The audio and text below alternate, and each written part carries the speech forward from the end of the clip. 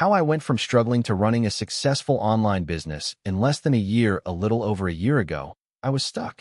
Like most people, I had dreams of being my own boss, of running a business that would provide not just for me, but for my family. The only problem was that I had no idea how to start. I had no experience, no savings, and honestly, no real understanding of what it took to build a business from scratch. All I had was a deep frustration with my dead-end 9-to-5 job and a nagging sense that there had to be more to life than just working for someone else. So, let me take you back to where it all began. How a random idea and a whole lot of trial and error led me to where I am today, the owner of a thriving online business. ####the beginning. Overworked and unfulfilled, I was working in a cubicle at a marketing firm, barely scraping by.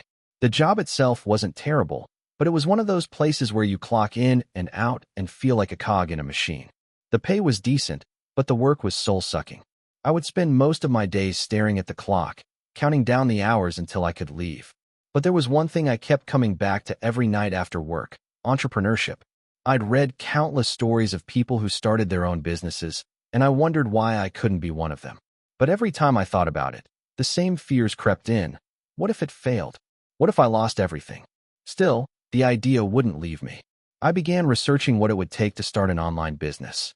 I didn't have a specific niche in mind, but I knew that the world was moving online, and that was where the money was.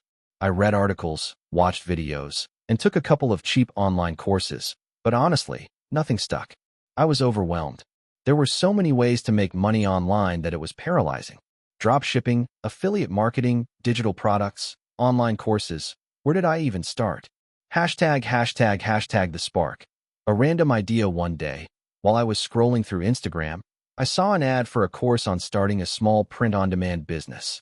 It was one of those ads that felt like it was tailored just for me, promising that you could launch a business with no upfront investment and no inventory. I figured, why not? It's low risk. Worst case, I learned something new. So, I signed up for the course. It was a little expensive, but the idea of being able to make money without needing a lot of upfront capital was too tempting to pass up. I'll be honest, at first, I didn't think it was going to work. I launched my store, designed a few shirts and mugs, and hoped for the best. For the first few weeks, nothing happened. Not a single sale. It was discouraging, to say the least. But I kept going. I knew from my research that success in this business wasn't about being perfect. It was about taking consistent action and iterating over time. ###the turning point. Finding my niche after a couple of months of struggle, I realized something. I had no clear brand identity. My designs were all over the place. Some were motivational quotes. Others were just random graphics. I wasn't building a community around my brand. I was just slapping things together and hoping someone would buy them. That's when I decided to niche down. Instead of trying to be everything to everyone, I focused on a specific audience: dog owners. I had always been a dog lover, and I knew there was a massive community of people who were passionate about their pets. So, I designed a series of dog-themed products, from shirts with funny sayings to custom mugs with dog portraits. It felt right. I revamped my online store and started posting consistently on Instagram, sharing my designs, and interacting with other dog lovers. I also reached out to pet influencers, offering to send them free products in exchange for exposure. Slowly but surely, things began to change. I started getting a few orders here and there. Then, one month, I made a sale every day. Then 2 sales a day. My little side hustle was becoming something real. ###the struggles. The reality of running a business, of course, it wasn't all smooth sailing.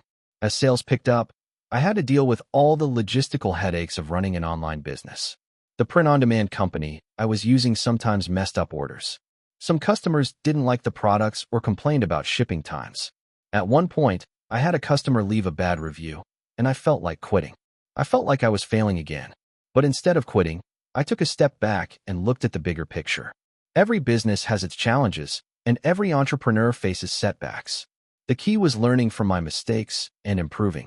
I reached out to the unhappy customer, refunded them, and worked hard to make sure it didn't happen again.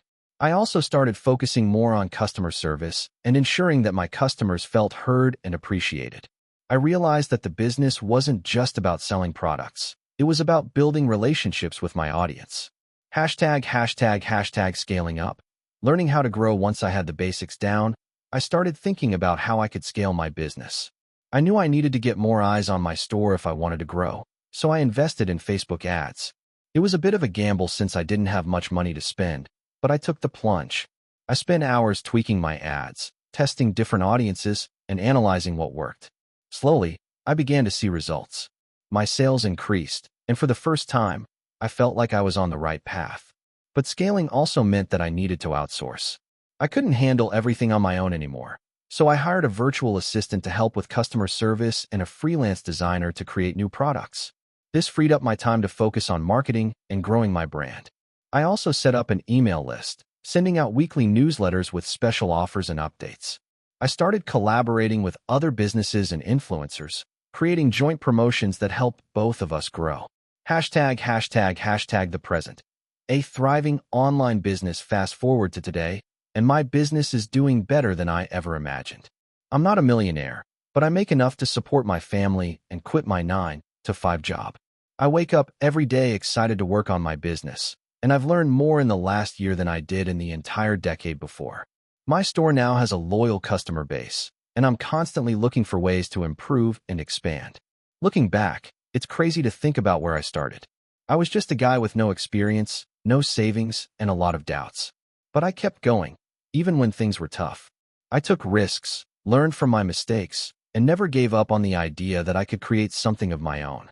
My journey wasn't easy, and it certainly wasn't overnight, but it was worth every struggle.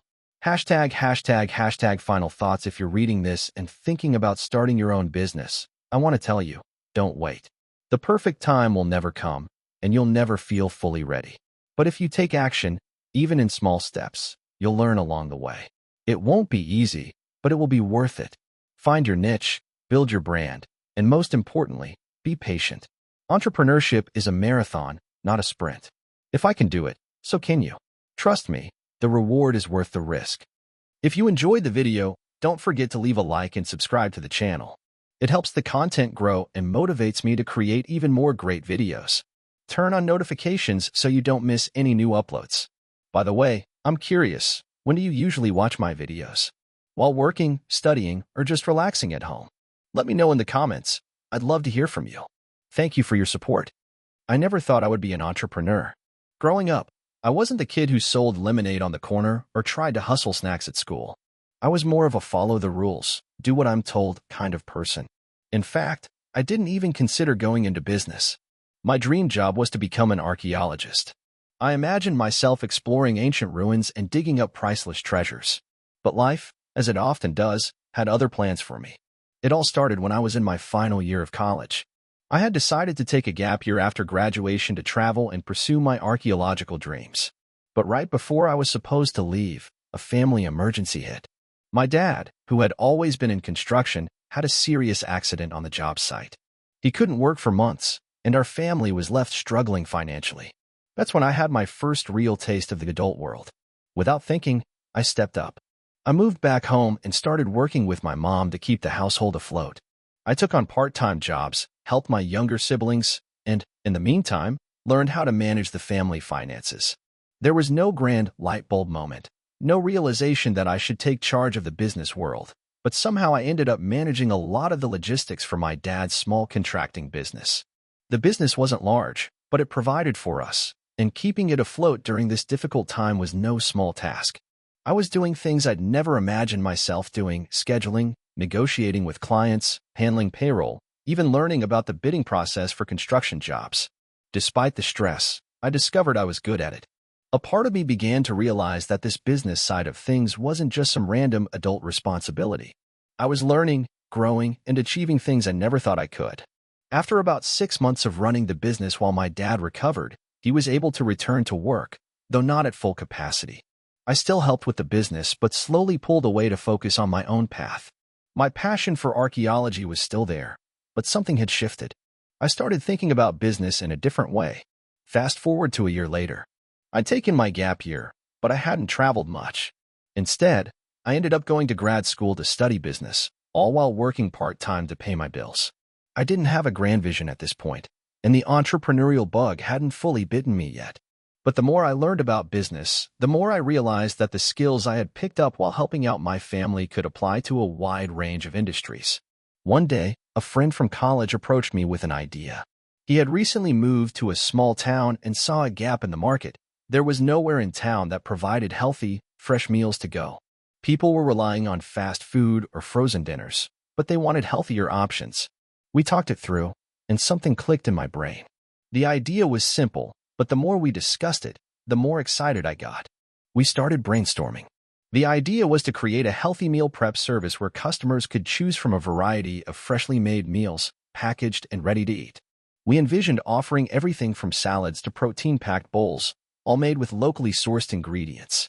It wasn't revolutionary, but it was something people needed and wanted. At the time, I didn't think we'd be able to do it. We didn't have a huge budget, no investors, and no real experience in the food industry. But what we did have was an idea, the drive to make it work, and, most importantly, a willingness to learn. I jumped in head first. The first year was a grind. We rented a small kitchen space from a local restaurant after hours and started experimenting with recipes. I was the business side of things, handling the marketing, finances, and figuring out how to scale. My friend took on the culinary side of things, developing recipes, sourcing ingredients, and managing the production. We were working around the clock, trying to juggle full-time jobs with our new venture. We didn't have the luxury of paying ourselves in the beginning. Every penny we earned went back into the business. I remember the nights when we were cooking and packaging meals until 2 a.m. and then waking up for a 9 a.m. meeting at work. The exhaustion was real, but the excitement of building something from scratch kept us going. There were plenty of failures along the way. Some of our recipes didn't sell well at all, and others were a hit but difficult to scale. Our first marketing campaign was a disaster. We spent a ton of money on Facebook ads that went nowhere. But every failure taught us something, and over time, we started to figure out how to grow. The turning point came after about a year. We had slowly built a loyal customer base through word of mouth and social media. We realized that in order to scale the business, we needed to create a more streamlined production process and reach a wider audience. So we started doing local farmers markets and pop-up events. We also began offering meal delivery subscriptions, which allowed us to generate consistent revenue and better forecast our inventory needs. Slowly but surely, we gained traction. We upgraded our kitchen, hired a small team, and began investing in better marketing strategies. By the end of the second year, we had moved from a tiny kitchen to a larger facility, and the business was bringing in a steady income. It wasn't easy, and we were far from profitable at first, but we were in the game. What I learned over the years is that entrepreneurship isn't about having some grand, flashy idea or a fancy product. It's about solving a problem that people actually care about and doing it better than anyone else. It's about persistence, learning from mistakes, and being adaptable. It's about surrounding yourself with people who complement your skill set and working as a team. Now, 5 years later, the business has grown beyond my wildest expectations. We've expanded to multiple locations, hired a team of passionate people, and even launched a few additional product lines. I still look back at the beginning and think about how little I knew and how far we've come. But more than anything, I'm grateful for the experience. I never planned on being an entrepreneur, but it's the best decision I ever made. To anyone thinking about starting their own business, it's not going to be easy, and it's not going to happen overnight. There will be times when you'll want to quit, but if you stick with it, you'll learn and grow in ways you never imagined. And who knows? You might just end up creating something amazing along the way. Entrepreneurship isn't just about business. It's about personal growth, resilience, and the willingness to take risks. I'm not the same person I was when I started, and for that, I'll be forever grateful. I grew up in a small town where everyone knew everyone else's business. It wasn't the best place for anyone with big dreams, but I was always a little different from my classmates. I didn't just want to live a normal life, punch in a clock at a 9 to 5 job, and retire when I was 65. I wanted to create something, build something that could change the world, or at the very least, make my life a bit more interesting. My family didn't have much. My dad was a mechanic, and my mom worked as a cashier at the local grocery store. They were great people, but they were stuck in the same routine every day, just trying to make ends meet. Money was always tight, and while I never felt like we were poor, I knew we didn't have the luxuries that others had. I never had the latest sneakers or a brand new phone, but I never really cared about that. What I cared about was creating something on my own, something that I could be proud of. In high school, I didn't excel academically, but I wasn't failing either. I wasn't the class clown, but I was friends with everyone, from the jocks to the nerds. I was a social chameleon, always trying to figure out what made people tick. I loved talking to people, hearing their stories, and finding out what they wanted out of life. It was during this time that I started getting obsessed with business. I wasn't really sure what kind of business, but I knew that I didn't want to be just another cog in the machine. My first real experience with entrepreneurship came when I was 17. I'd saved up about $1,000 from working part-time jobs and doing odd jobs for people around town. I had this idea to start a small landscaping business. It seemed like a simple enough idea. I could mow lawns, trim hedges, and take care of people's yards. I thought I could get a few clients, make some extra cash, and eventually expand. So I went ahead and bought a lawnmower, some trimmers, and other basic equipment. It wasn't anything fancy, but it was enough to get started. At first, things went pretty well. I got a few clients, mostly neighbors and family friends, and I did a decent job. But then, I ran into a problem. The demand for my services wasn't consistent. Some weeks, I had more work than I could handle. Other weeks, I was sitting around with nothing to do. I wasn't making a ton of money, but I was learning. I started reading business books, watching videos, and trying to learn as much as I could about running a business. The landscaping business didn't exactly take off, but it was a valuable learning experience.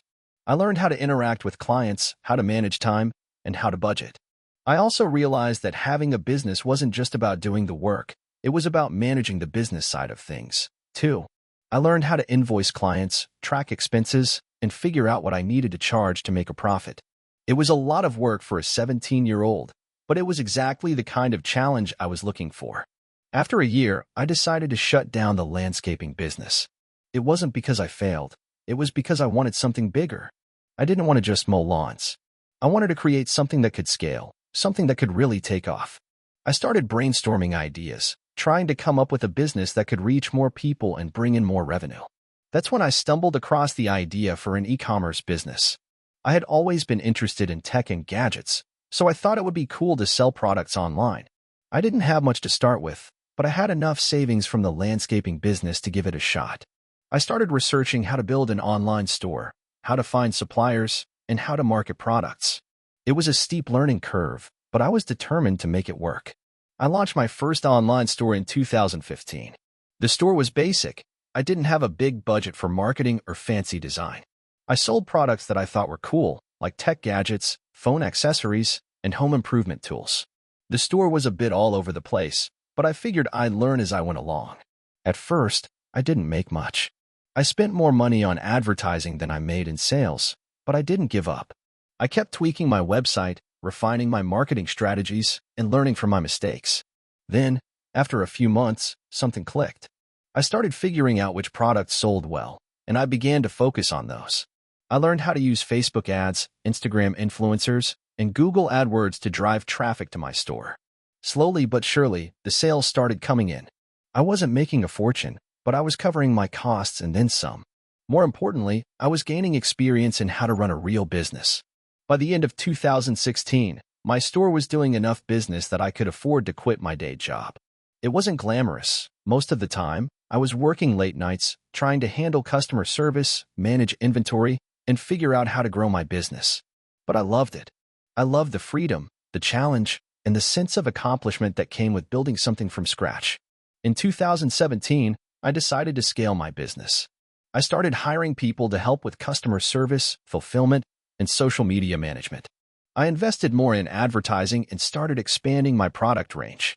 The growth was slow but steady. The more I learned, the better I got at running the business. It was hard work, but I could see the payoff. Fast forward to 2021. My e-commerce business was doing millions in revenue each year, and I had a team of 30 people working for me. It wasn't just about the money anymore. It was about the systems I had built, the products I had created, and the impact I had made. I had gone from mowing lawns at 17 to running a thriving online business by my late 20s. I wasn't rich by Silicon Valley standards, but I had financial freedom, and I was doing something I loved. But even as my business grew, I didn't forget where I came from. I continued to reinvest in my team, in my products, and in my own growth. The landscape of e-commerce had changed dramatically since I first started, but I adapted. I had learned that being successful in business wasn't about luck. It was about persistence, learning, and constantly improving. Looking back, I realized that every setback, every failure, and every late night spent working was worth it. Entrepreneurship wasn't a straight path. It wasn't about having a big idea and hoping it would work. It was about adapting, failing, and learning from those failures. And in the end, it was about creating something that I could be proud of, something that allowed me to live life on my own terms. I'll never forget where I came from, and I'll always be grateful for the lessons I've learned along the way. I started my business with a simple idea, something that seemed so obvious at the time. I wanted to create a product that people couldn't live without, but that didn't exist yet. It wasn't anything revolutionary. It was more like an inconvenience that nobody had realized they could fix. I've learned so much since those early days. I didn't just learn about business. I learned about myself, my limits, and what it really means to fight for something you believe in. I'll never forget the day the idea first hit me. It was a cold evening in early winter, and I was sitting at home in front of my computer, scrolling mindlessly through social media, when I saw an ad for a new kitchen gadget. It was something designed to make life easier for people who struggled with organizing their pantry. The ad made me think, why doesn't something like this exist for other parts of the house? And then it clicked. What if there was a device that helped people organize their entire home? Not just one room, but everything. The initial thought was basic, an all-in-one home organizer that could help people declutter their living spaces, simplify daily chores, and make everything from laundry to kitchen prep faster and more efficient. But then I thought, how do I make this not just a tool, but an actual game changer? At the time, I had no technical background. I wasn't a product designer or an engineer, but I was a problem solver by nature, and that's what helped me get started. I didn't let my lack of experience in hardware development stop me. Instead, I started diving into everything I could learn about the process, manufacturing, design, prototyping, and how to bring a product to market. I'll admit, the beginning was rough. The first few prototypes were complete disasters. The product I envisioned was supposed to be sleek and functional, but what I got instead were clunky, awkward versions of my idea that couldn't do half the things I dreamed of. I was spending all my savings on the design, and every time I got a new version, I had to sit through another round of disappointment. But here's the thing, I didn't quit. I refused to let one failure define me. I took a step back, reevaluated, and sought advice from anyone who might know something I didn't. I met with designers, engineers, and even psychologists to understand how people interacted with their homes and products. I wanted to know what would make my product not just useful, but something people couldn't live without.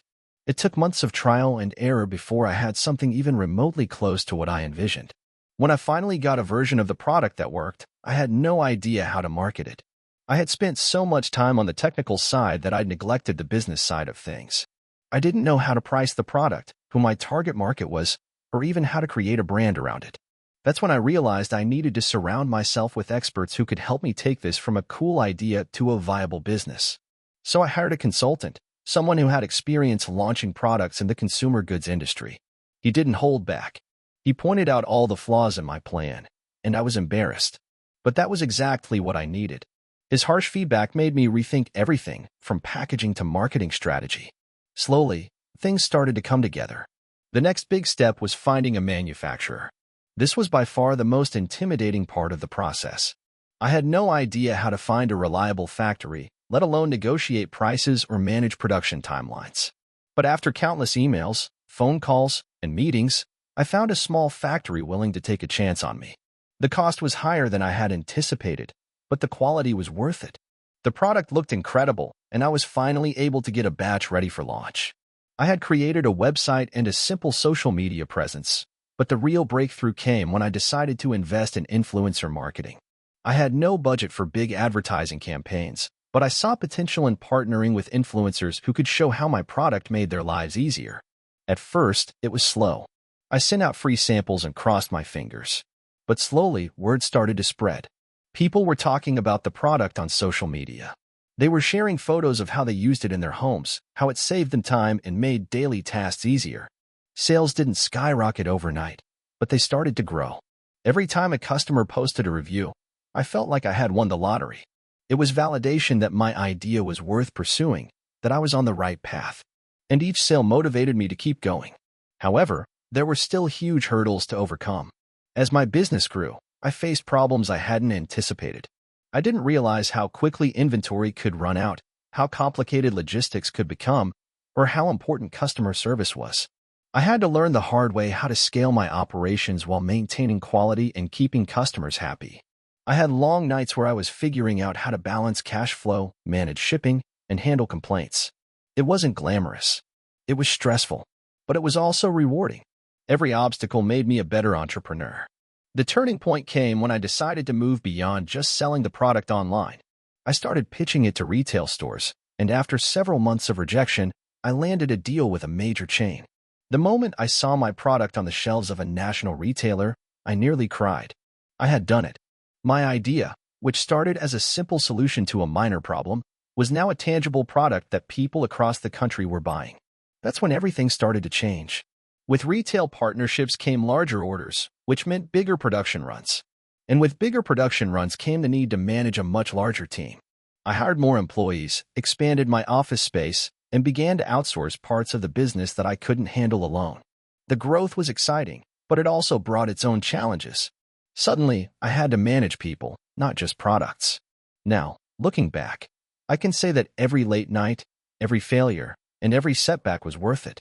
I've learned more about business, perseverance, and leadership than I ever thought possible. The road hasn't been easy, but the journey has been incredible. And to think, it all started with a simple idea, born out of frustration with a small problem. Today, my company is a leader in its niche. We've expanded our product line, and I'm proud to say that we've impacted the lives of millions of people, helping them organize their homes and make their daily routines easier. I'm still involved in every part of the business, from product design to marketing, and I've even started mentoring other young entrepreneurs. To anyone thinking of starting their own business, I'll say this: it's not going to be easy. There will be times when you feel like giving up, when everything seems impossible. But if you truly believe in your idea and are willing to learn, adapt, and work harder than you ever thought possible, you can make it. The key is to keep going, even when it feels like the world is against you. One step at a time, you can turn your dreams into reality. And that's something worth fighting for. I grew up in a small town where most people worked in agriculture or manufacturing, and the idea of being an entrepreneur was foreign to me. I was raised by a single mother who worked long hours in a local factory, and I remember the struggle, but also the resilience she displayed every single day. It wasn't the easiest life, but she never complained. She always emphasized the importance of hard work, integrity, and the belief that you could create your own path if you were willing to put in the effort. Back then, the idea of owning a business seemed like something only the rich could do. But my mom's attitude planted a seed. Over time, I started to question why I couldn't be one of those people who could build something from the ground up. When I was in high school, I started selling t-shirts. It wasn't much, just a small print shop I ran out of my garage. I designed quirky slogans, print them myself, and sell them to my classmates. I didn't have much money to start with, but I made enough to pay for some basic equipment and reinvest in my little business. It was an odd feeling, seeing people wear something I created, but it was a feeling that stayed with me. I didn't know it at the time, but that was my first taste of entrepreneurship. After graduating, I went to college and studied business. I figured I would learn all the right ways to run a company and get a nice office job. I was pretty focused on getting good grades, but at the same time, I kept dabbling in small side projects. I sold custom phone cases for a while. I tried to build a small website that offered tutoring services for high school students. None of those ventures were huge successes, but they kept me sharp and taught me valuable lessons about marketing, customer service, and failure. Around my sophomore year, I had a part-time job working at a tech startup. I was a marketing assistant, and the company was growing rapidly. I remember sitting in on meetings, listening to the founders talk about scaling the business, handling competition, and figuring out how to make a real impact in the market. It was inspiring, but also intimidating. These people were doing something I had always dreamed of doing, and I realized how much I didn't know about building a business. But it also fueled something inside me. I started to think, why wait? Why not take a chance and try something on my own? In my junior year, I found an opportunity that I couldn't pass up. There was a company selling eco-friendly cleaning products, and they were struggling to gain traction in the market. Their branding was outdated, their website was clunky, and they weren't utilizing social media well.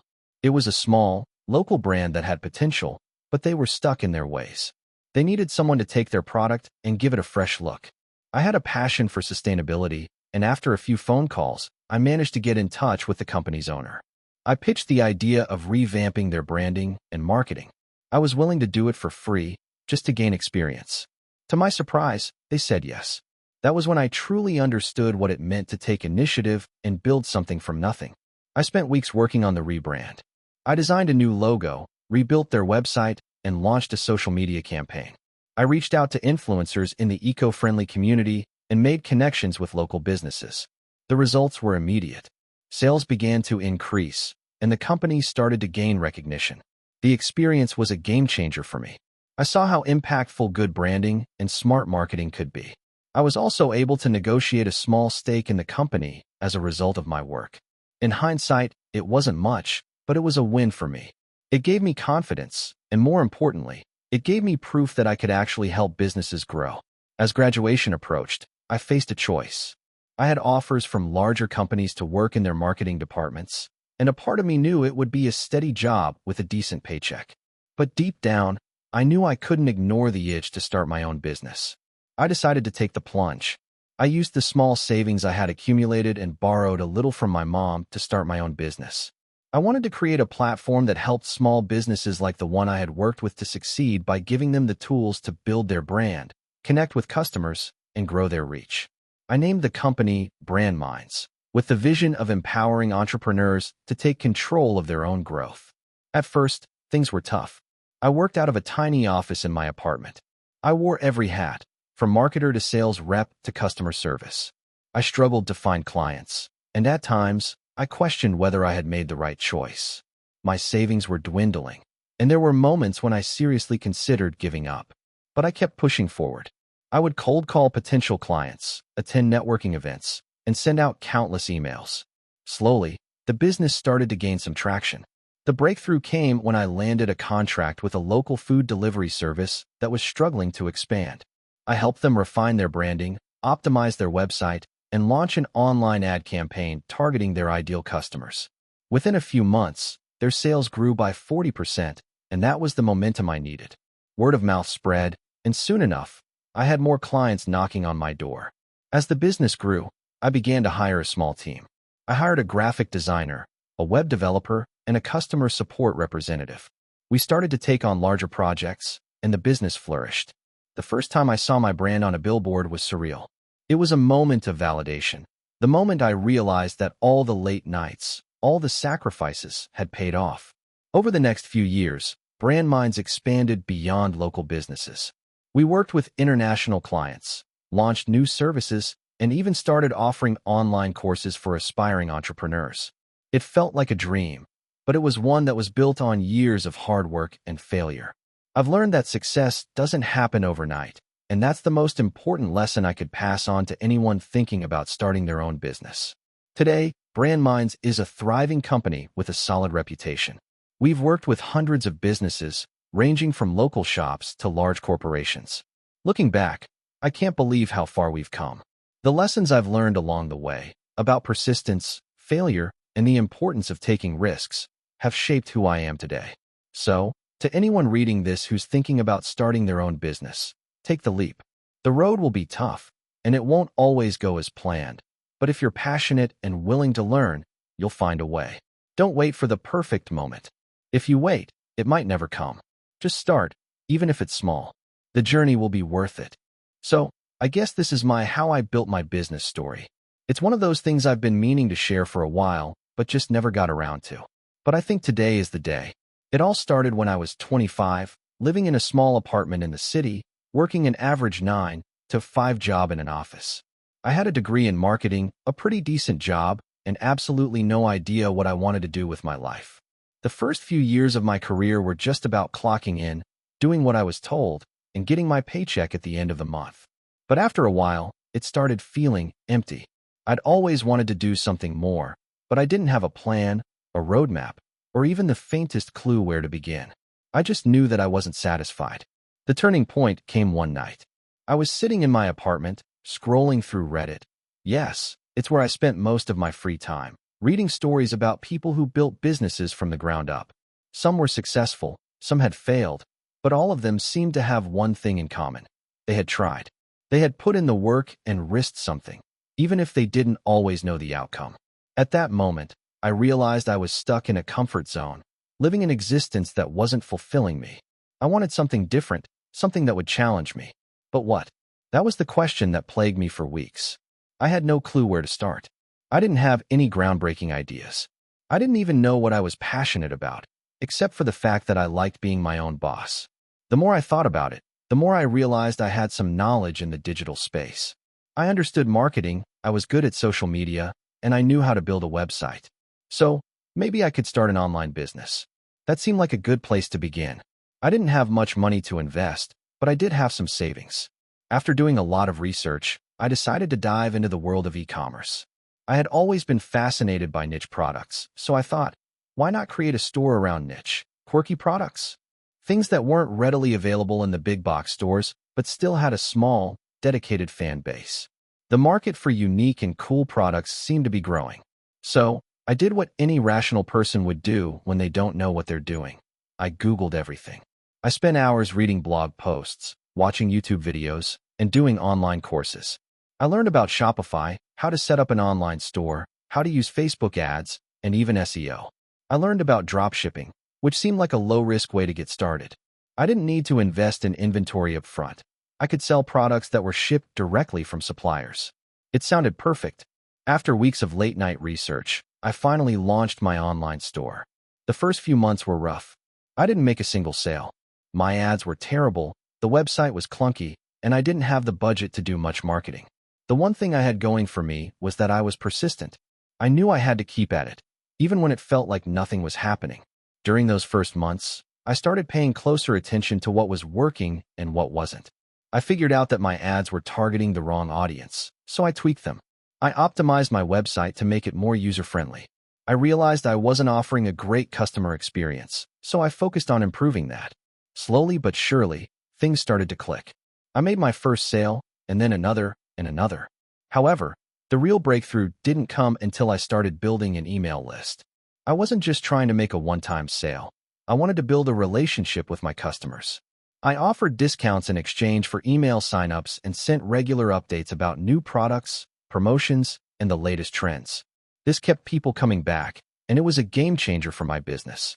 A few months later, I started seeing consistent sales. It wasn't massive at first, but I had a solid foundation. I was still working my 9 to 5 job during the day, and my evenings and weekends were dedicated to growing my e-commerce business. But then something unexpected happened. I was laid off. The company I worked for was downsizing, and my position was eliminated. I was devastated, but at the same time, I felt this rush of opportunity. Without the constraints of a day job, I could focus entirely on my business. It was sink or swim. I made the decision to go all in. I invested the small amount of savings I had left into expanding the business. I hired a freelance graphic designer to help with branding, a photographer to take better product photos, and an assistant to handle customer service. The risk was terrifying, but the potential reward kept me going. In the next few months, the business started growing faster than I had ever imagined. My product selection improved, my marketing efforts were more strategic, and my customer retention rate skyrocketed. I started making enough money to pay myself a decent salary. It wasn't a fortune, but it was enough to get by. Fast forward 2 years, and my little side hustle became a full-fledged business. I now have a team of 5 people, including a marketing specialist, a customer service rep, a fulfillment manager, and a warehouse staff. I no longer work from my tiny apartment, but from a small office with a real team behind me. My sales have grown exponentially, and I've been able to expand into new product lines. My business now generates 6 figures a year, and I'm in the process of scaling it even further. But here's the thing, it wasn't always smooth sailing. There were times when I was so close to giving up that I questioned my decision to ever try. There were sleepless nights, moments of self-doubt, and financial struggles. But every single failure taught me something. Every mistake I made was a lesson that helped me grow, and without those moments of failure, I wouldn't be where I am today. I guess the main takeaway here is that if you're thinking about starting a business, just start. Don't wait for everything to be perfect because it never will be. You don't need to have everything figured out from the beginning. What matters is the willingness to keep going when it gets tough. No one is born knowing how to run a successful business. You learn as you go. So, to anyone out there who feels stuck or unsure of where to begin, take that first step. Start small, learn as you go, and be prepared to work hard. The road won't be easy, but it'll be worth it. If I can go from a guy sitting on his couch wondering what to do with his life to running a successful business, then anyone can do it. And to anyone who thinks that e-commerce is too saturated, I have one piece of advice. There's always room for something new. The market changes, trends shift, and if you're willing to adapt and think creatively, you'll find your place. Thanks for reading. This is how I built my business, and I'm just getting started. I still remember the day I decided to quit my job and jump headfirst into the entrepreneurial world. I was sitting in my cubicle, scrolling through emails, and it hit me like a ton of bricks. I was wasting my life. I had a decent job in corporate sales, but the work felt hollow, like I was a cog in a machine that didn't care if I existed or not. I knew I had to change. That was the moment I took the leap. I'd always been fascinated by tech and innovation, but for years, I convinced myself that I wasn't techy enough to start a business. My days consisted of selling software and helping clients with their IT infrastructure, but I felt this gnawing desire to create something of my own. A product that could change people's lives, not just a piece of software to make someone else richer. So, I started brainstorming ideas. I spent months doing market research, reading about the struggles of entrepreneurs, and trying to come up with an idea that was both original and scalable. But nothing clicked. Every idea I had felt like it was already out there, in one form or another. I'd think of something unique, and then a quick Google search would show me 100 startups doing the exact same thing, some of them much bigger and more established than I could ever hope to be. It was discouraging. One night, I was having dinner with a friend who had just started his own small online store. We talked about everything, business ideas, life, and the frustrations we both felt with the daily grind. That's when he said something that changed everything. You should build something that solves your own problem. If it works for you, there's a good chance others will find it valuable too. I went home that night and thought about it. What problem was I facing that no one seemed to be solving? After much thinking, I realized I was always frustrated with how complicated project management software was. I worked in a sales department where we had to juggle dozens of clients, and the software we used always felt clunky. I kept thinking there has to be a simpler way to organize tasks and communicate with a team. That's when the idea for a task management tool was born. But creating a tool from scratch wasn't as simple as just writing some code. I didn't know how to code. I could navigate the basics of HTML and CSS, but nothing beyond that. I'd need a co-founder with technical expertise. But where do I find one? I didn't have a huge network in the tech world, and I wasn't about to throw my hard-earned savings into hiring someone without knowing how to evaluate their skills. That's when I turned to online forums. I spent weeks reading everything I could find on startup advice and how to find the right technical co-founder. Eventually, I found a website where founders and developers could meet, exchange ideas, and potentially start working together. I posted a simple ad, outlining the idea I had in mind. To my surprise, I got a response from a guy named Matt. Matt had a background in software engineering and had been working on a few side projects while holding down a full-time job. He was interested in the idea, and we scheduled a call. During our conversation, I could tell he was passionate about the project. We shared a vision for creating a task management tool that was both powerful and intuitive, something that could scale with a business without overwhelming the user. We decided to partner up. Matt would handle the technical side of things, and I would focus on business development, sales, and marketing. Neither of us had full-time jobs anymore, so we threw ourselves into the project. We worked out of coffee shops, rented a small office space, and barely slept in the early days. There were moments when we doubted ourselves, but we pushed through. Every small win felt huge. The first version of our product was clunky, but it worked. And that was enough for us to start showing it to potential customers. We reached out to a few of our contacts and offered them free trials in exchange for feedback. Slowly, word began to spread, and we started gaining traction. The feedback we got was invaluable. Users were telling us that the product was much simpler than what they had used before, and that was exactly what we had hoped for. We were onto something. But the road wasn't always smooth. As we gained users, we also started to face new challenges. Our servers couldn't handle the traffic, and our product would crash at the worst times.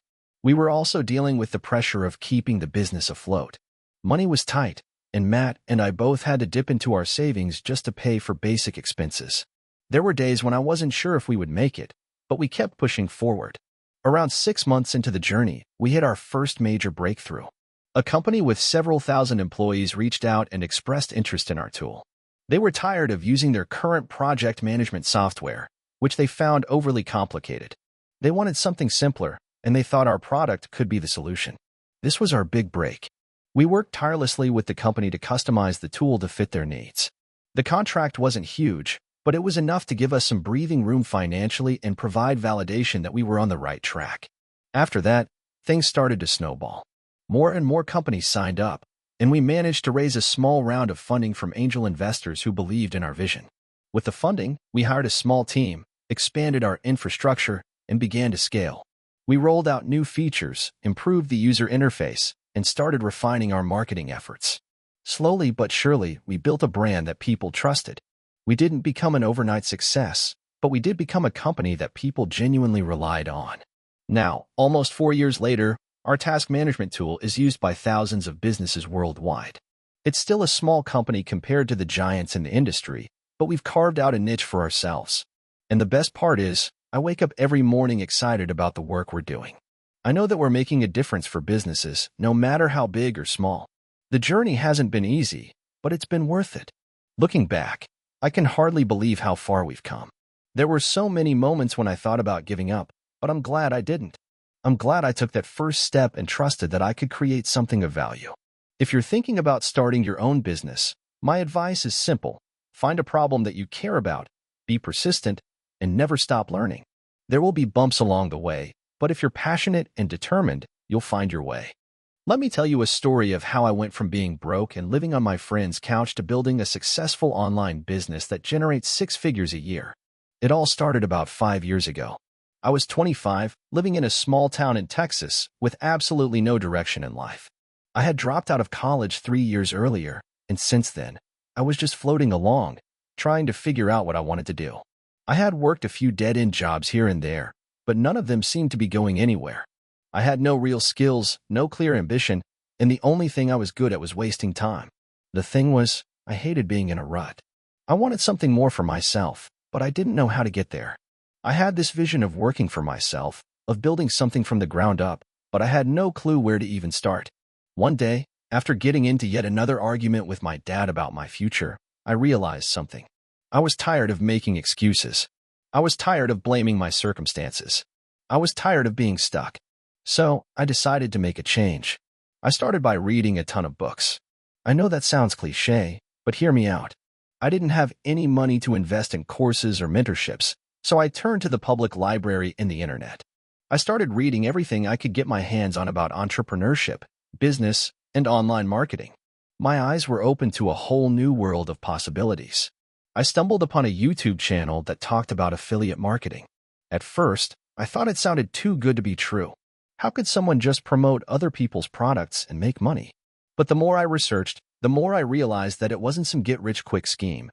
It was a legitimate business model. I didn't have much, but I had a laptop, an internet connection, and a ton of spare time.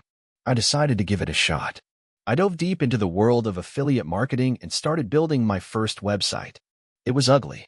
It looked like it was made by a 5-year-old who just discovered web design. But I didn't care. I didn't know what I was doing, but I was learning fast. The first few months were brutal. I was putting in 12-hour days, reading articles, watching tutorials, and tweaking my website. I had no traffic, no sales, and no idea if this was going to work.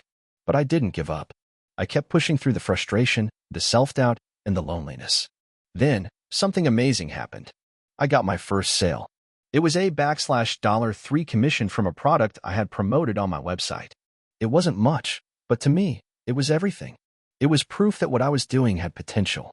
I didn't celebrate it like I should have, though. Instead, I dove right back into it. I started analyzing everything I was doing, trying to find ways to improve. I tweaked my website, optimized my content, and experimented with different affiliate programs. Slowly but surely, I started seeing more sales trickle in. The next year was a turning point. My website started to gain traction, and I started making enough money to quit my part-time job. I was still living with my friend, but at least now I wasn't constantly worried about paying bills. The affiliate commissions kept coming in, and I started to get a sense of how to scale the business. By the second year, I had learned about email marketing, content marketing, and SEO. I had refined my strategy, and my website traffic was growing. I was making enough money to live on my own, and I moved into a small apartment. It felt surreal. I had gone from being broke and hopeless to being financially independent with a thriving online business. But I wasn't satisfied. I wanted more. I wanted to grow my business, to take it to the next level. So, I started branching out. I launched an online course teaching affiliate marketing to beginners. I started an Instagram account to build my personal brand. I experimented with paid ads, partnerships, and outsourcing. It was around this time that I hit a big bump in the road. I had grown so fast that I didn't keep track of my finances properly. I was spending money on ads and tools without really thinking about the ROI. I almost burned through all my savings in a matter of months. I panicked. I thought I had ruined everything. But then I remembered why I started in the first place.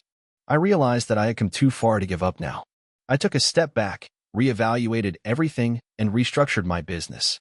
I cut down on unnecessary expenses and focused on the things that actually brought in revenue. I'm happy to say that it worked. By the end of that year, I had turned things around and was back on track. The next few years were a blur of growth and scaling. My business expanded into multiple income streams.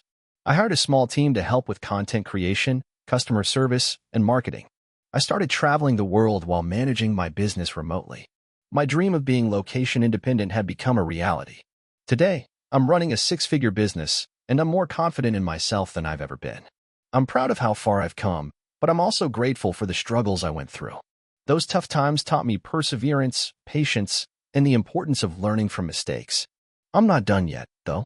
I still have big plans for the future. The moral of the story is simple. If I can go from being broke and directionless to running a successful business, then anyone can do it. It's not easy. There are no shortcuts. But with determination, a willingness to learn, and the courage to take risks, you can build something amazing. If you're feeling stuck or overwhelmed, just remember that it's okay to start small. You don't need to have everything figured out right away. Just take one step at a time and keep moving forward. Your journey will be messy, but that's what makes it worthwhile. And if you're reading this and you're in the middle of your own struggle, I want you to know that you're not alone. You're not the only one who feels lost or unsure of what's next. But if you keep pushing through, I promise you that things will get better. Believe in yourself, take action, and don't be afraid to fail.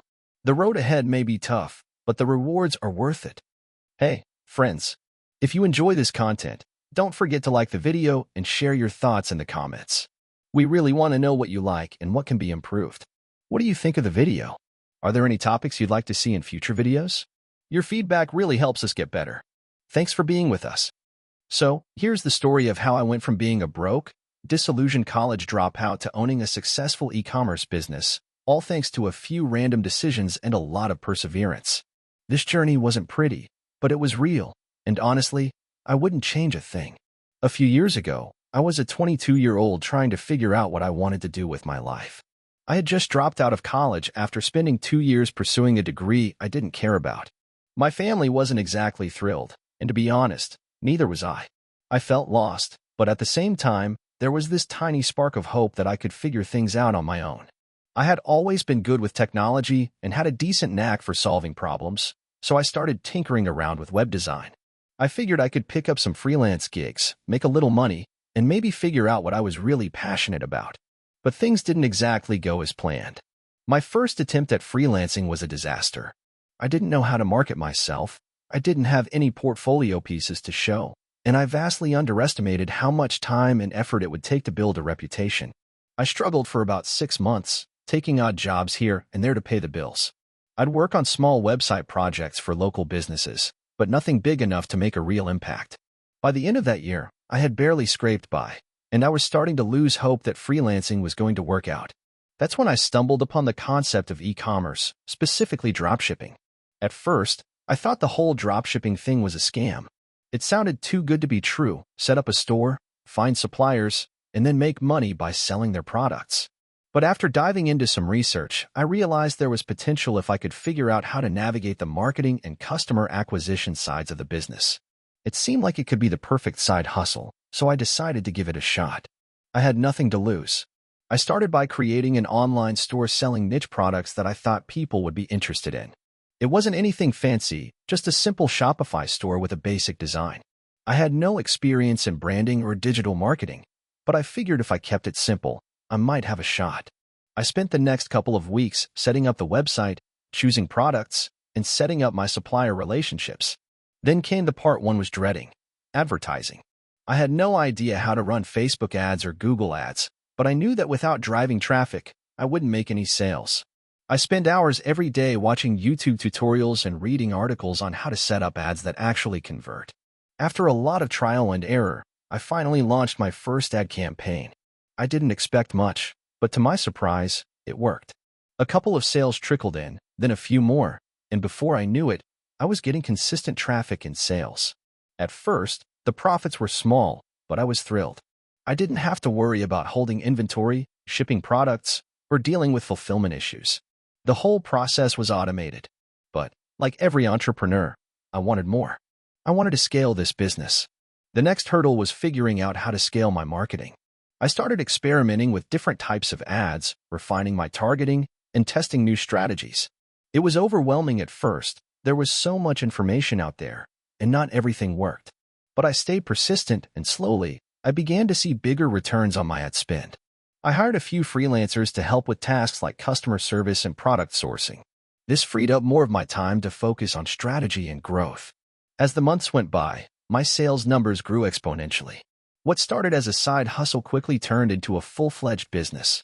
I reached my first $10,000 month in sales within 8 months of starting. It was an incredible feeling, but it wasn't without its challenges. The business had grown so fast that I struggled to keep up with the demand. I had to learn how to streamline operations, manage cash flow, and deal with customer complaints. The pressure was intense, and there were days when I honestly didn't know if I could keep going. But I kept pushing. I kept learning. And little by little, I started to figure it out. I began reinvesting profits into the business, improving my website design, hiring more people, and exploring new marketing channels. The business was no longer a side hustle, it was my full-time gig, and I was making more money than I ever thought possible. However, like all businesses, things weren't always smooth. There were months when I'd lose money on ad campaigns. There were suppliers who let me down and customers who were unhappy with the product they received. There were times when I felt like giving up. But the key was to keep going. Even on my worst days, I reminded myself that success was a marathon, not a sprint. By the end of the second year, my business was making 6 figures a month. I had a team working with me, handling everything from customer service to product sourcing. I was no longer stressed about how I was going to pay my rent or whether I'd have enough money to get through the month. I had created a steady stream of income, and that was an incredible feeling. But even then, I knew that success in business wasn't just about the money. It was about the freedom to do what I wanted, the ability to spend time with the people I loved, and the opportunity to give back. I started a charity fund with a percentage of my earnings, helping local communities and small businesses get started. I wanted to use my success to make a difference. Now, 3 years later, I've sold my first e-commerce business and started a new project. The first business allowed me to not only achieve financial freedom, but also gave me the skills and experience to pursue my next adventure. I've learned so much along the way, from the ups to the downs, and I'm excited to continue growing and evolving. If there's one thing I've learned from this journey, it's that entrepreneurship isn't about having all the answers. It's about being willing to fail, learn from your mistakes, and keep moving forward. Every setback was a lesson, every failure a stepping stone. And above all, perseverance is key. So, if you're sitting there wondering whether you should take the leap and start something of your own, do it. The road might not be easy, but it's worth it. Trust me. It was a chilly November morning when I sat on the edge of my couch, the weight of my empty bank account pressing on me like a ton of bricks. I had been staring at my computer screen for what felt like hours, scrolling through the same job listings I had been looking at for weeks. Each time, I would refresh the page, hoping something would jump out at me. But it never did. It wasn't like I hadn't tried. I had worked at a startup right out of college, one of those everyone's got a ping pong table and a kombucha fridge places. It was a fun environment, sure, but the pay was low and the pressure to perform was high. I was in charge of customer support, which was mostly responding to angry emails and trying to smooth things over when things went wrong. It wasn't glamorous, but it paid the bills. I eventually quit. The stress had gotten to me.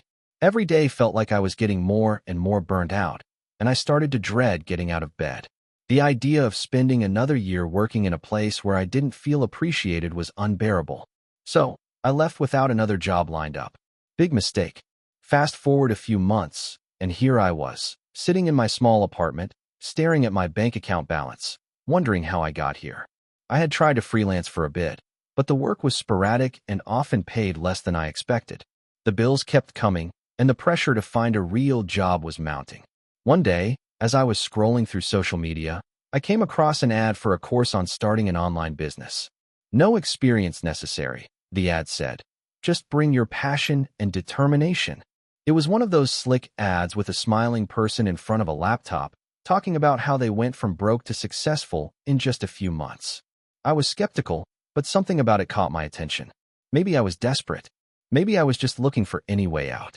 I clicked the link and found myself on a landing page that promised to teach me everything I needed to know to launch a successful e-commerce business. The more I read, the more intrigued I became. I had no experience in business. I barely knew how to use Excel. But the idea of building something from the ground up, being my own boss, and creating a life where I didn't have to worry about working for someone else, well, that sounded too good to pass up. I decided to take the plunge. I scraped together the last bit of my savings and signed up for the course. The first module was all about choosing a niche, something that I was passionate about, but also something with demand.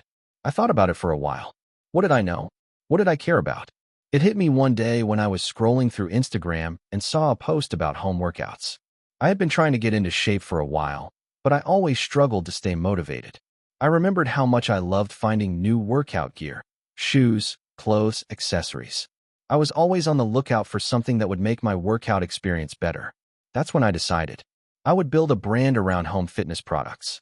But I didn't want to just sell any products. I wanted to find unique, high-quality items that could make a difference in people's lives. I started researching suppliers, reading reviews, and watching countless YouTube videos on how to source products from overseas. The next few months were a blur. I spent every waking hour learning about business, building my website, setting up my store, and testing products. It was a steep learning curve. There were so many things I didn't know: SEO, product photography, marketing, but I stuck with it. Every failure was a lesson. Every setback just made me more determined. My first product was a set of resistance bands. Simple, inexpensive, but essential for anyone who worked out at home. I was nervous as hell when I launched my store. I had no idea if anyone would actually buy anything. I remember the first sale. An email notification popped up, and I literally screamed. It felt unreal. I reinvested every penny I made into growing the business.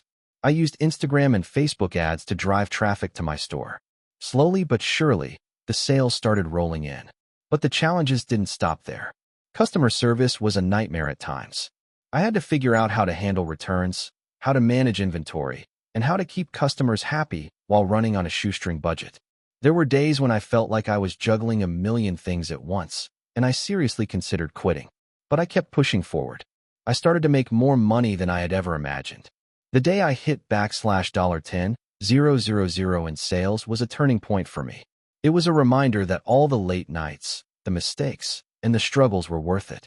But even then, it wasn't smooth sailing. There were plenty of times when I thought the business was going to crash. Suppliers messed up orders. Social media algorithms changed. The economy took a downturn, and people stopped buying as much. But I didn't give up. I adapted.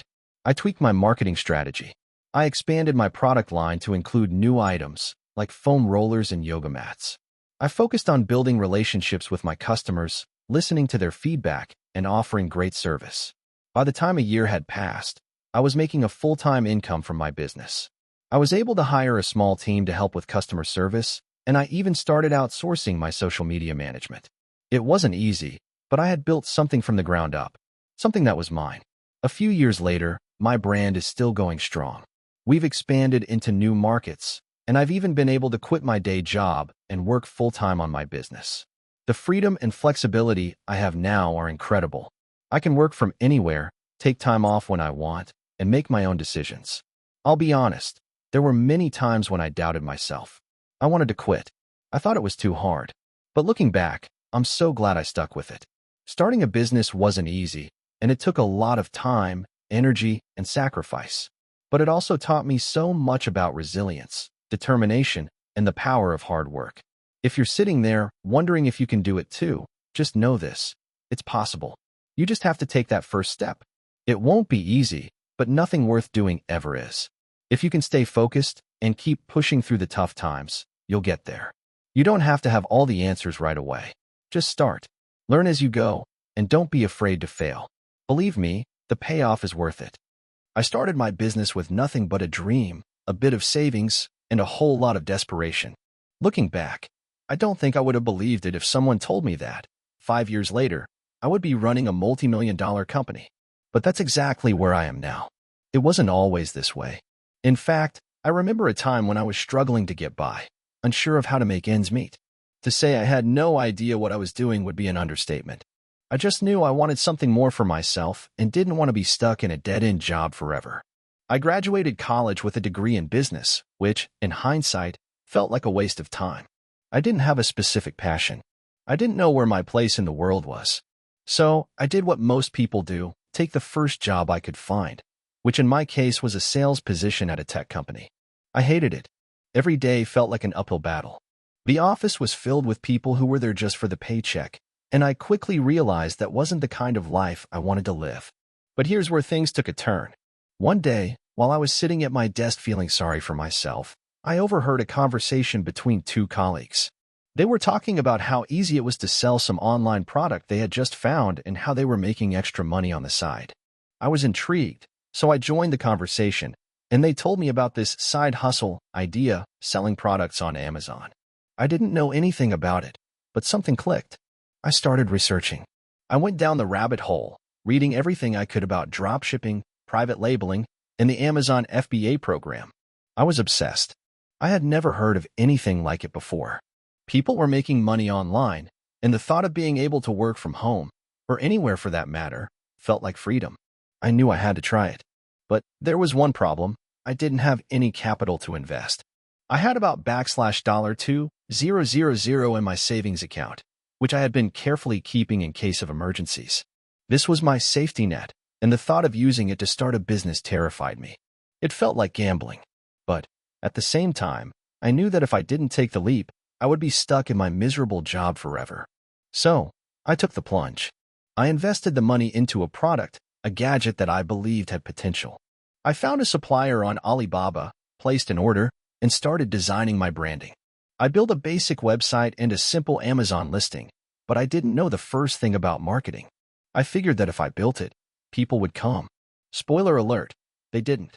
I spent weeks staring at my Amazon listing, refreshing the page over and over, hoping for a sale. But there was nothing. The silence was deafening. I felt like a failure. I had put all my savings into this, and now it seemed like I had made a huge mistake. At that point, I could have quit.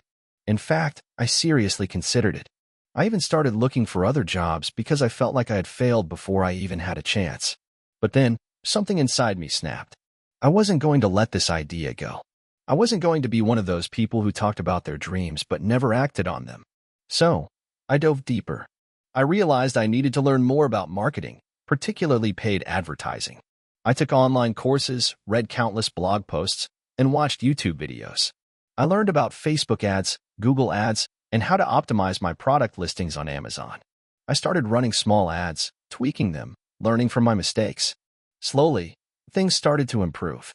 One sale turned into 5, then 10, and then one day, I checked my Amazon account and saw that I had hit 100 sales. I couldn't believe it. The feeling was surreal. My hard work was finally paying off. But that wasn't the end of it. I knew I needed to scale. So, I reinvested the profits into more inventory, hired a virtual assistant to help with customer service, and expanded my product line. Over the next year, I was able to quit my job and work full-time on my business. It wasn't easy, though. There were plenty of sleepless nights, lots of stress, and constant setbacks. There were days when I thought I was going to lose everything. But I kept pushing forward, always looking for ways to improve. In the second year of my business, I launched a new product, this time a higher-end version of the original gadget I sold. I spent months perfecting it, from the design to the marketing materials. I learned from my first product's mistakes and made sure that I didn't repeat them. The new product was a huge hit. It got great reviews and sales skyrocketed. That's when I realized I was on the verge of something bigger than just a side hustle. I was building a brand. I hired a team of 5 people, each specializing in different aspects of the business, marketing, operations, customer service, and logistics. We were operating like a real company now. Fast forward to today, and my business is making 7 figures in revenue. I'm no longer working in my cramped apartment. I have a beautiful office and a team of amazing people who help make everything run smoothly. I've learned so much over the past few years. It hasn't been easy, and there were times when I wanted to give up. But those hard moments taught me some of the most valuable lessons I've ever learned. I've learned the importance of perseverance, the value of continuous learning, and the need for calculated risk-taking. There are still plenty of challenges ahead, and I know there will be moments when things get tough again. But looking back at where I started, working a soul-sucking job, struggling to make ends meet, I am proud of how far I've come. If you're reading this and you're thinking about starting your own business, my advice is simple: don't wait for the perfect moment. There's no such thing. Just take action. Learn from your mistakes, keep improving, and never give up. Because, trust me, if I can go from broke and miserable to successful and fulfilled, you can do it too. It's not going to be easy, but it will be worth it. Keep going. I remember the first time I realized that my passion for tech could actually become a profitable business. It was early 2014, and I was working as a junior developer at a tech company in San Francisco. The hours were long, and the pay wasn't exactly great, but I loved what I did. Every line of code I wrote, every bug I fixed, it all felt like a small victory. But there was this nagging thought in the back of my mind: what if I could do this on my own? What if I could create something that people actually needed? It was an ordinary Wednesday, around lunchtime, when the idea hit me. I was sitting at my desk, mindlessly scrolling through a few forums when I saw a post about the struggles small businesses had with managing their social media. It wasn't a new problem, but it felt personal. I had friends who owned small businesses, coffee shops, yoga studios, local boutiques, and they were always complaining about how hard it was to keep up with social media while also running a business. Some had interns handling it, others outsourced it, but the results were inconsistent at best. I thought to myself, there's got to be a better way to do this. I had already spent years honing my skills in programming, and I had a decent understanding of the social media landscape. So what if I could build a platform that made it easy for small businesses to manage their social media in one place? Not just posting, but analyzing engagement, scheduling content, and even providing tailored suggestions based on trends in their industry. I imagined it could be a powerful tool that would save small business owners time and help them grow their brands. I didn't immediately take action, though. I spent the next few weeks researching the market, looking at what tools already existed and why they didn't seem to work well for smaller businesses. Many were clunky, expensive, or required more knowledge than the average small business owner had. I realized the key to standing out wasn't just creating a tool that worked. It was creating one that was intuitive, affordable, and tailored to the needs of local businesses. The decision to start my own company didn't come lightly. I was comfortable in my job, and I knew the risks involved. But I also knew that if I didn't try, I would always wonder what could have been. So, in late March 2014, I quit my job. I didn't have investors or a huge safety net. I had a few $1,000s in savings and a burning desire to make this work. I spent the first few months designing the platform. I worked long hours in my tiny apartment, bouncing ideas off friends, and getting feedback from the small business owners I knew. I'd often stay up until 3 a.m. coding, only to be back at my desk by 8 a.m. It was exhausting, but it was also thrilling. I felt like I was building something that could genuinely change the way businesses connected with their customers. By the time summer came around, I had a prototype of the platform ready. I didn't have a name for it yet, but I knew I needed to get some real-world feedback before I could go any further. I reached out to a few local business owners in my area and offered them free trials of the platform. Most were skeptical. They tried other tools, but none had really worked for them. Still, they were open to the idea, so I gave them access and walked them through the features. It wasn't perfect. There were bugs, features that didn't work as intended, and the user interface still needed a lot of work, but it was a start. Over the next few months, I worked closely with these businesses to refine the platform. Every time I fixed a bug or added a new feature, I saw their excitement grow. They started to realize that this wasn't just a tool, it was a solution to a real problem. At this point, the pressure was on.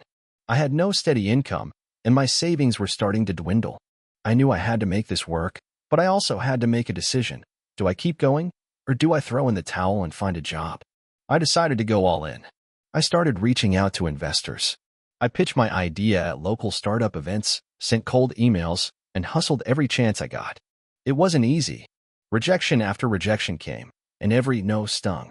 But I kept pushing. I knew I had something valuable, even if others didn't see it yet. Then, in the fall of 2014, I caught a break. A small angel investor who had been in the tech space for years took an interest in my project. We met for coffee, and after a few hours of discussion, he agreed to invest in my company. It wasn't a massive sum, but it was enough to keep me going for a while longer and build the platform to the point where I could start charging users. With the investment, I hired a couple of developers to help speed up the process. We revamped the user interface, added more robust analytics, and made the platform mobile-friendly. By early 2015, we were ready to launch. I had a name by then too, Social Pro.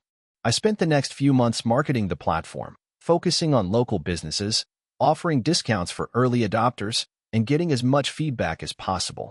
Slowly but surely, users began to trickle in. By mid-2015, we had our first 1,000 paying customers. It was a huge milestone, and while it wasn't enough to retire on, it felt like a victory. As the company grew, I faced new challenges.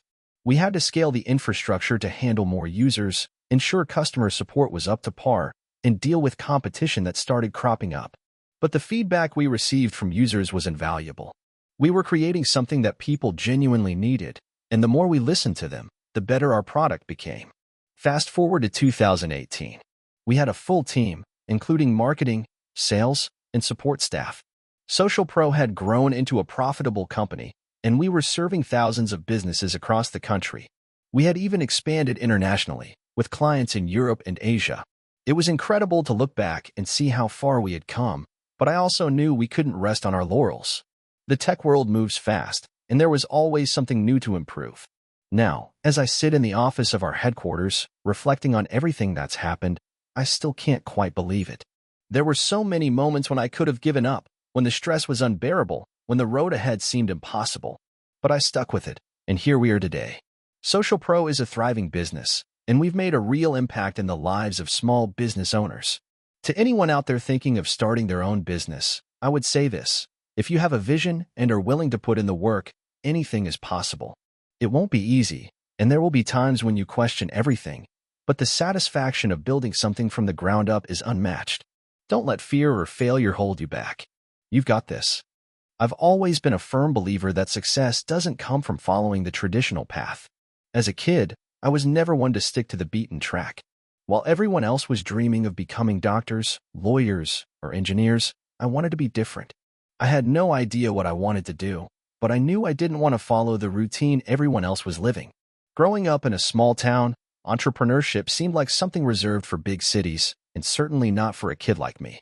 My family was middle class, and while my parents worked hard to provide for us, they had no idea what it meant to run a business or take financial risks. I didn't come from an entrepreneurial background, but I had a hunger for something more.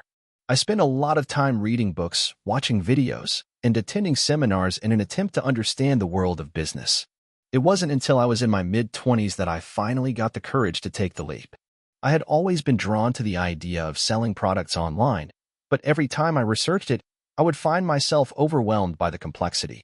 I read endless articles, watched countless YouTube tutorials, and joined every forum I could find, but I still felt like I was missing something. The online world seemed like a vast ocean, and I was just a tiny fish trying to make sense of it all. My first business idea was embarrassingly naive. I thought I could sell custom t-shirts. After all, everyone wears clothes, right? How hard could it be? I spent months designing shirts, sourcing materials, and setting up an online store. But when I launched it, the sales were dismal. It felt like I was shouting into the void. I had no audience, no marketing strategy, and no idea how to reach potential customers. To make matters worse, I had invested more money than I was comfortable losing. I didn't give up, though. I knew that failure was just part of the process. Instead of throwing in the towel, I decided to pivot. I took what I had learned from the t-shirt business and applied it to a new idea. This time, I wanted to sell something that people actually needed, not just something I thought was cool. I had noticed a gap in the market for personalized gifts, specifically for people who wanted unique, custom-made items that had a personal touch. I figured that if I could create a product that was both practical and meaningful, I would have a better chance of standing out in the crowded marketplace. I began researching suppliers and manufacturers who could create high-quality, custom-made products. I wanted to focus on items like personalized jewelry, engraved home decor, and custom artwork. I spent countless hours perfecting the designs, testing different materials, and working on the website. At this point, I was no longer overwhelmed by the online business world. I had learned from my previous mistakes and felt confident that I was onto something. The next step was marketing. Marketing was the area where I struggled the most during my t-shirt venture. I had no experience in running ads or building a social media presence. But this time, I was determined to get it right.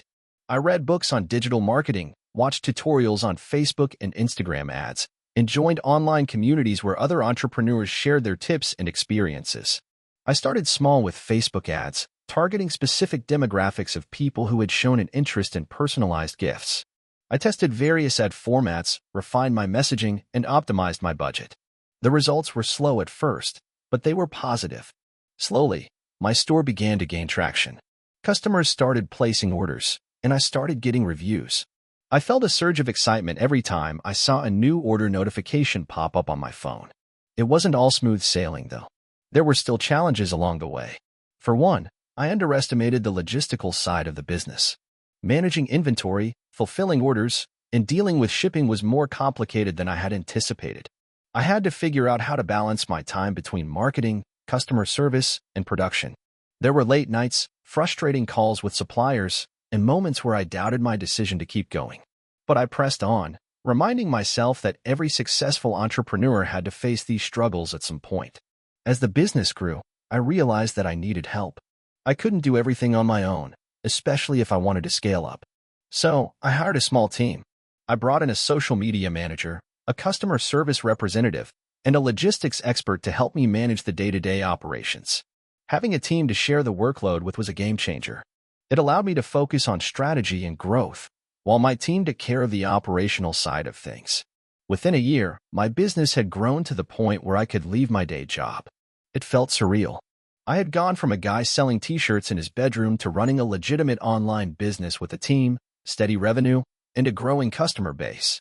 But even as I celebrated my success, I knew that the journey was far from over. There were still new challenges to face, new skills to learn, and new goals to achieve.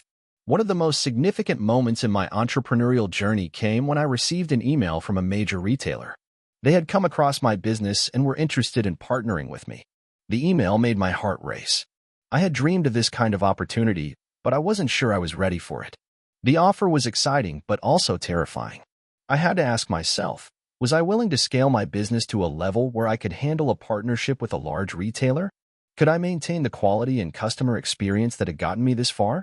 I spent weeks deliberating, consulting with my team, and seeking advice from other entrepreneurs who had experience with retail partnerships. Eventually, I decided to take the plunge.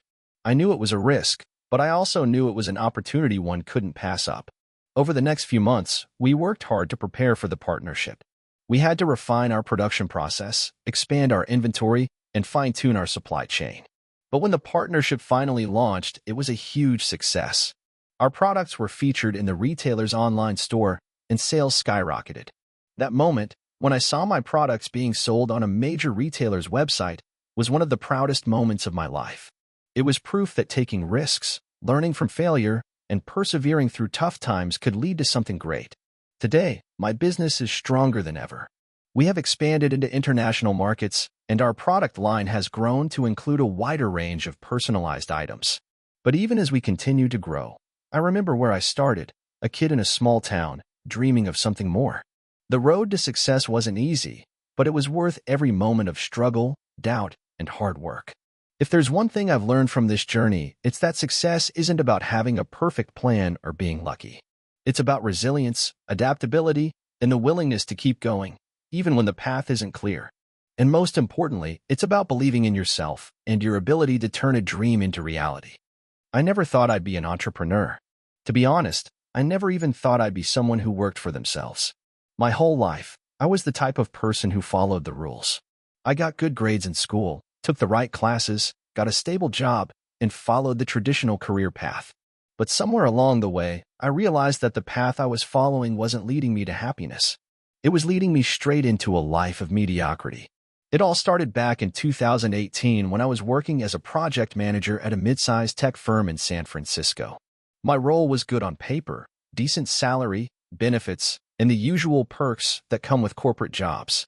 But it didn't take long before I realized I was falling into a routine.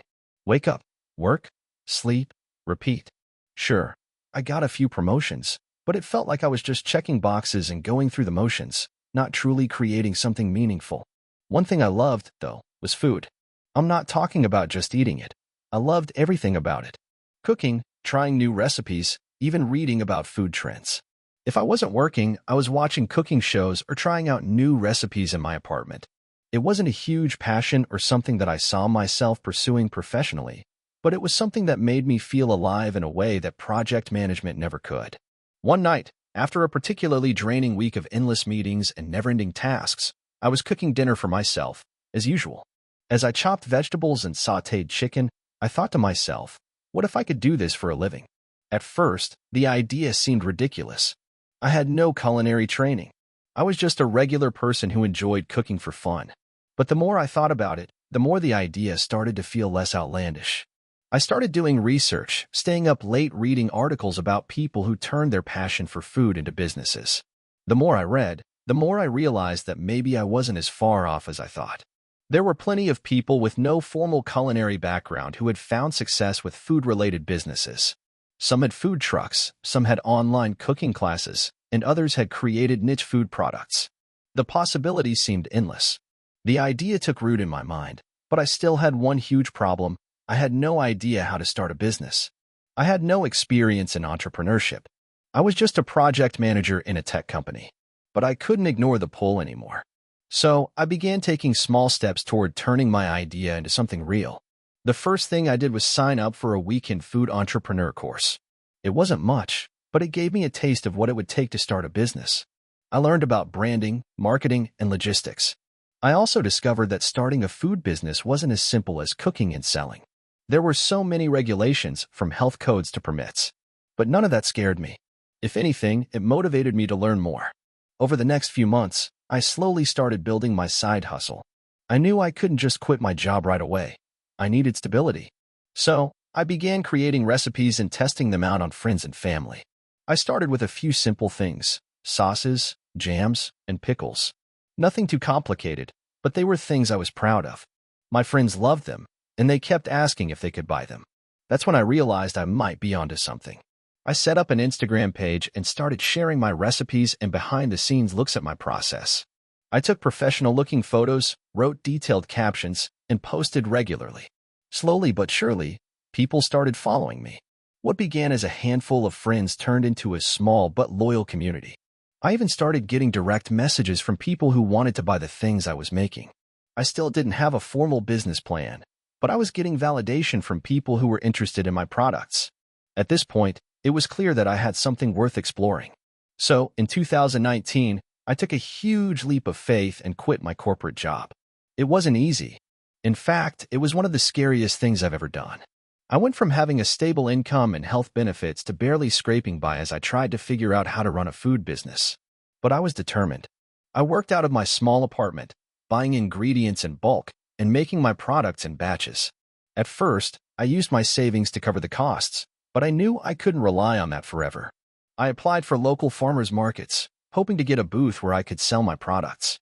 I had no experience selling anything, let alone food, so I had to learn fast. I watched countless YouTube videos on how to set up a booth, how to engage with customers, and how to handle transactions. The first day I set up at the market, I was a nervous wreck. But the response was overwhelmingly positive. People loved my products, and I sold out within hours. The success of that first market stall was a turning point. It gave me the confidence I needed to push forward. I started investing in branding, designing a logo, getting labels printed, and creating a website. I also partnered with local shops and cafes to sell my products. Slowly but surely, my brand started to grow. By 2020, my side hustle was no longer a side hustle. It was a full-blown business. I had hired a few part-time employees to help with production, and I was doing small batch runs of my products. I started receiving press coverage, and the attention from food bloggers and influencers started rolling in. What had started as a small passion project was now a legitimate business. But then, the pandemic hit. For a moment, it felt like everything was falling apart. Farmers markets closed, local stores were forced to shut down, and my supply chain was disrupted. It was one of the hardest times in my life. But instead of giving up, I adapted. I pivoted to online sales, offering home delivery and creating DIY kits for people to cook with my products at home. I also started offering virtual cooking classes, which became a hit. It wasn't easy, but it kept the business alive. Fast forward to today, and I'm proud to say that my business is thriving. What started in my small apartment kitchen is now a fully operational company with a small team and a loyal customer base. I'm no longer just a project manager. I'm the owner of a food company that I'm passionate about. Looking back, I can't believe how far I've come. I'm still learning every day, but I'm so grateful I took the leap. The corporate world may have been safe, but it wasn't fulfilling. If you told me 5 years ago that I'd be running my own business, I would have laughed. But now, I'm living proof that with passion, persistence, and a willingness to learn, you can turn your dreams into reality. I grew up in a small town where everyone knew everyone's business. It wasn't a bad place to live, but it didn't exactly foster a sense of ambition.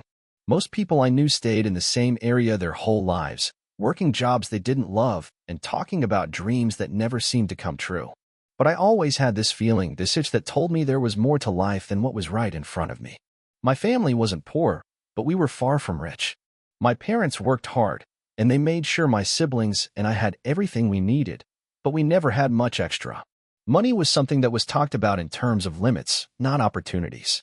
As I got older, I began to notice how much of my life seemed to be controlled by these invisible financial boundaries. It made me angry, but it also motivated me. I wasn't going to fall into the same pattern. I was going to do something different, something big. But how? When I graduated high school, I decided to go to college, though I wasn't sure what for. I wasn't one of those people who had a dream job since I was 5 years old. I didn't know what I wanted to be, but I knew I didn't want to be like everyone else in my town, stuck in the same rut. I ended up majoring in business administration, mostly because it seemed like a practical choice. At the time, I didn't know anything about entrepreneurship, but I did know that business was something that would open doors. College was a strange experience. I was away from home, in a bigger city, and I was surrounded by all kinds of people who were excited about their futures. Some were ambitious in the traditional sense, law school, medical school, corporate jobs, but there were a few who seemed to have a different mindset. They were the ones talking about building businesses, starting ventures, and living life on their terms. It was like a spark went off in my mind. That was what I wanted to do. After my sophomore year, I dropped out of college.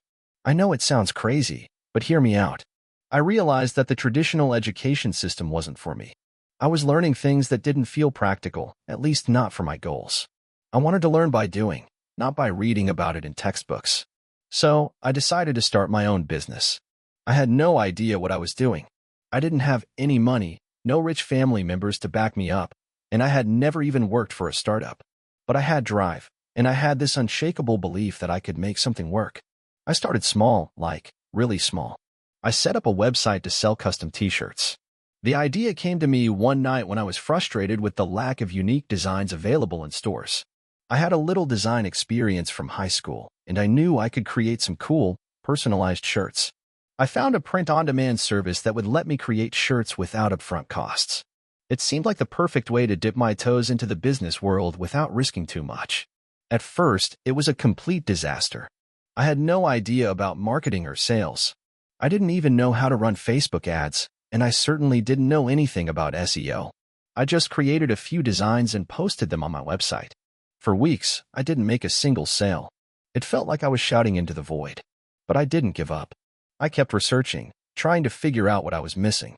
Slowly, I started to learn about online marketing, social media strategies, and how to get noticed in the crowded world of e-commerce.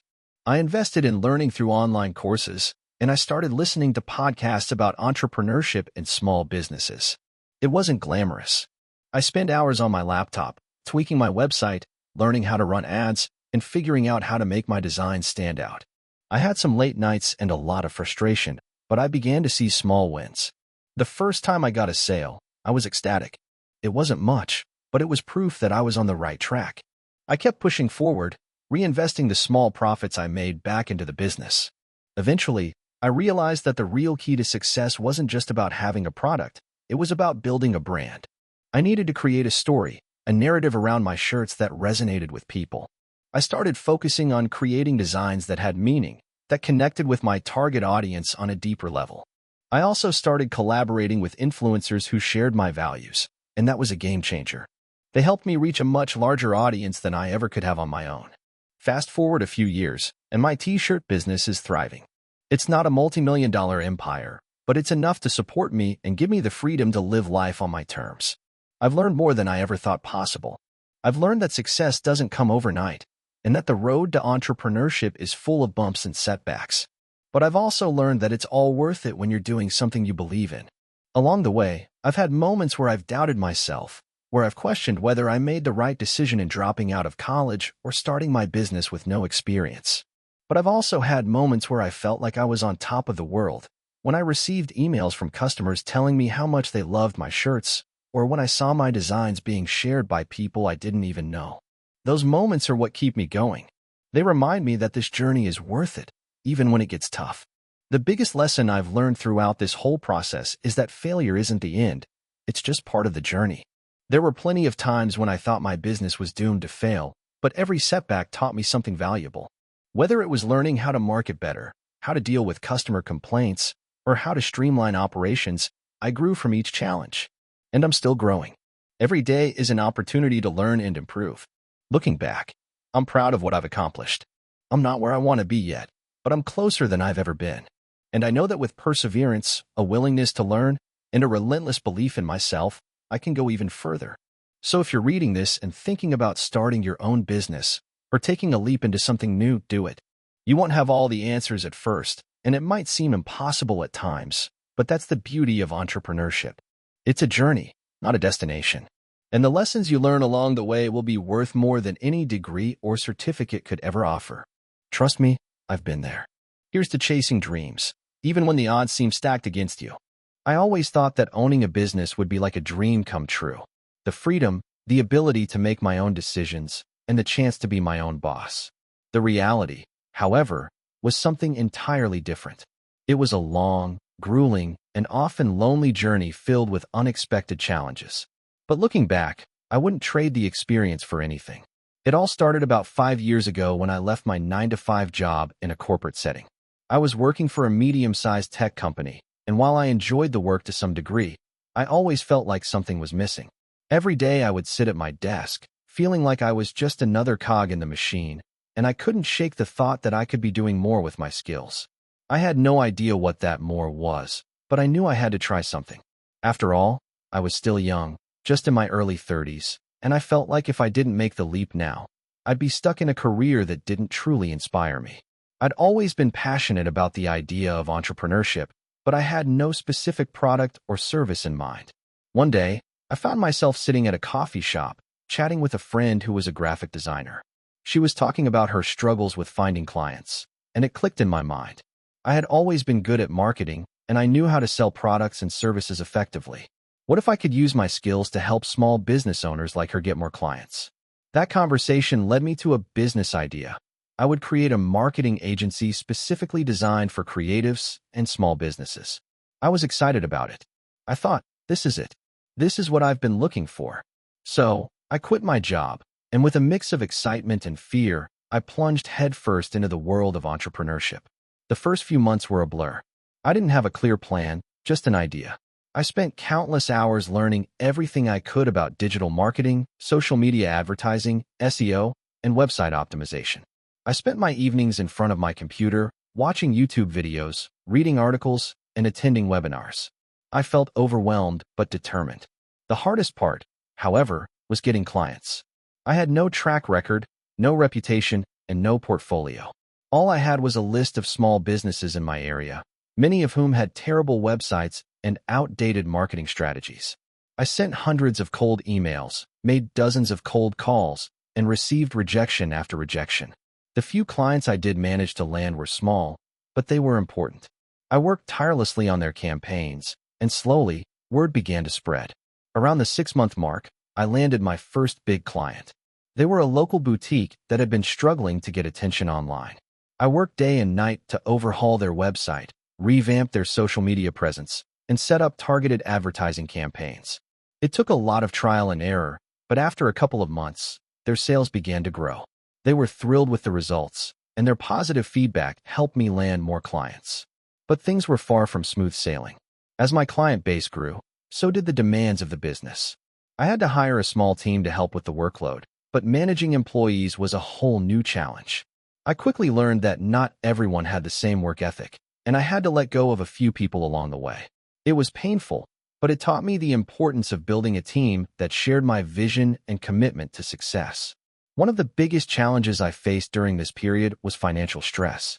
As a new business owner, cash flow was a constant concern. I had to juggle payments to contractors, advertising costs, and overhead while trying to pay myself a salary. There were times when I would go days without paying myself just to make sure that I could cover the bills. I remember one month, I had to put personal expenses on a credit card just to keep the business running. It was tough, and I questioned if I had made a mistake. But then, just when I thought I might have to throw in the towel, things began to turn around.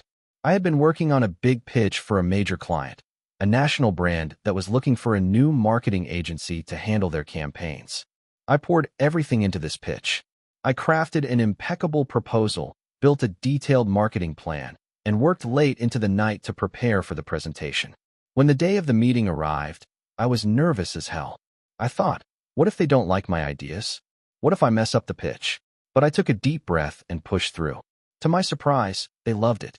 They signed a contract with my agency, and just like that, my business was on the map. This client was a game changer. Their account was much larger than anything I'd worked on before, and it brought in a significant amount of revenue. With that influx of cash, I was able to reinvest in my business, hire more employees, and expand my services. I also started offering more advanced marketing strategies like influencer partnerships and content marketing, which attracted even more high-profile clients. By the time the first year of my business passed, I had learned so much, not just about marketing, but about running a business in general. I had made a lot of mistakes, but I had also seen the fruits of my labor. I could look at my business and see tangible growth, something I never thought I would achieve. However, the journey didn't end there. The challenges continued, albeit in a different form. As my agency grew, I had to start focusing on higher-level tasks like managing cash flow, dealing with taxes, and negotiating contracts with larger clients. There were times when I missed the excitement of the early days, when every client was a win and every campaign was an experiment. But I also knew that growth required me to step into new roles, and I had to keep learning and adapting. Now, 5 years later, my agency is thriving. We have a solid team, a diverse range of clients, and a reputation for delivering results. We've even expanded into new markets, offering services in different cities across the country. My days are still filled with challenges, but they are different now. I no longer worry about where the next paycheck will come from, and I've learned to delegate tasks to a trusted team of experts. Looking back, I can't believe how far we've come. The road was long, and at times, it felt impossible. But I never gave up. I kept pushing forward, learning from my mistakes, and staying true to my vision. I didn't have all the answers when I started, but I found them along the way. And now, I'm living the life I once dreamed of, only it's even better than I imagined. Thank you for watching until the end. If you enjoyed this video, don't forget to like and subscribe to the channel so you won't miss new videos. Also, leave a comment. I'd love to hear your thoughts. Your support and engagement mean a lot to me. See you in the next video.